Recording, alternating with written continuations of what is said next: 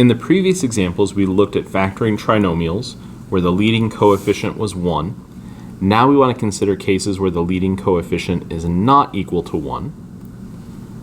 Technically, we saw that in the last two examples, but we were able to get around it by factoring out a GCF, a greatest common factor. We want to maintain that idea. If we can pull out a greatest common factor, that will often make our factoring process much simpler. In cases where we can't do that, then we need to consider factoring by grouping, or using what's referred to as the AC method.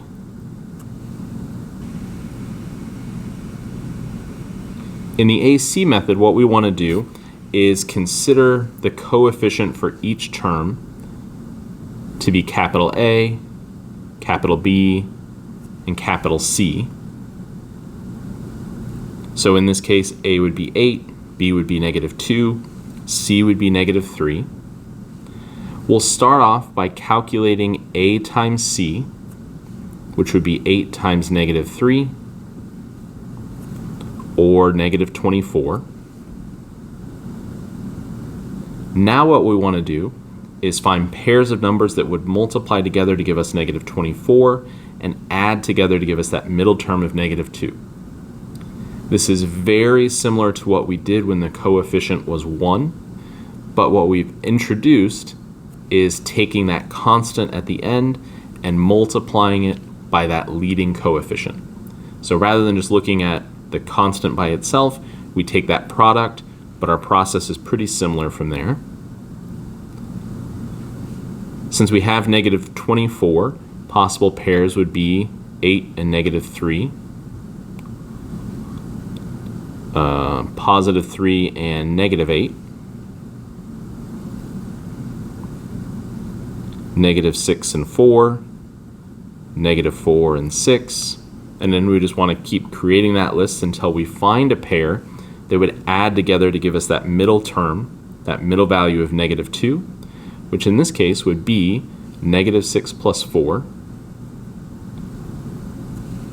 Adding those two values together gives us that middle term that we want of -2, and their product is -24.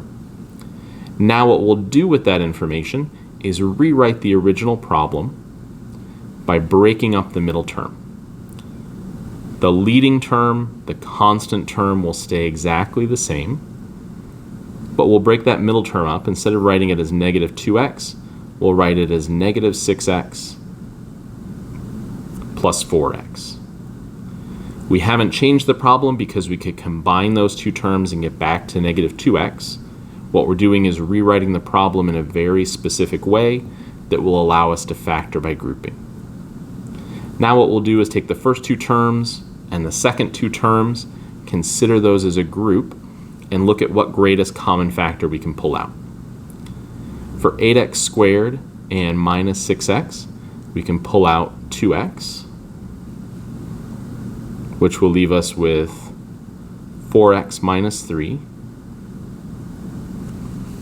For 4 and -3, the only common factor that they have is 1. So we'll put that 1 there as kind of a placeholder and indicator to us, and this expression will remain exactly the same. We know that we're on track with factoring by grouping because this expression and this expression are exactly the same. If those expressions aren't the same, we made a mistake somewhere along the line. And now what we can see is, since we have the product of some expressions in the first term, product of some expressions in the second term, 4x minus 3 is a common factor. We can pull that out.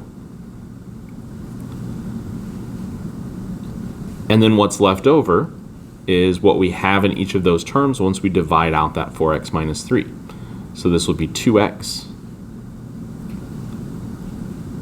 plus 1. We can check by foiling. We could multiply those binomials out and see that we would arrive back at the original expression we started with.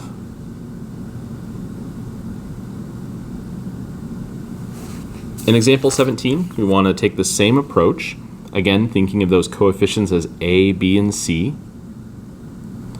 we want to calculate a times c, or 24 times negative 3, to get negative 72.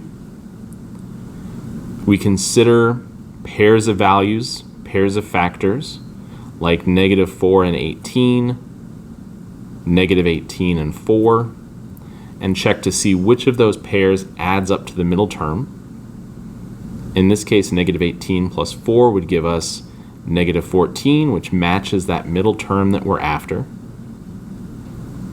So we'll rewrite this as 24c squared, and then in place of minus 14c, we'll rewrite this as minus 18c plus 4c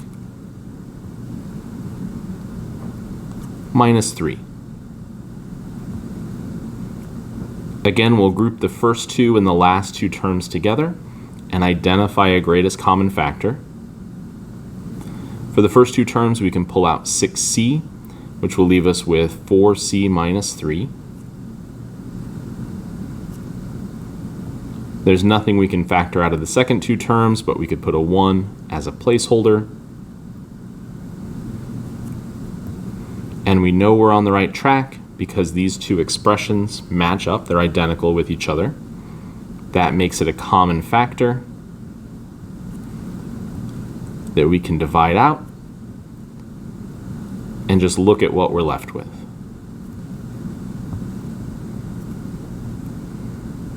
So our factored expression will be 4c minus 3 times 6c plus 1.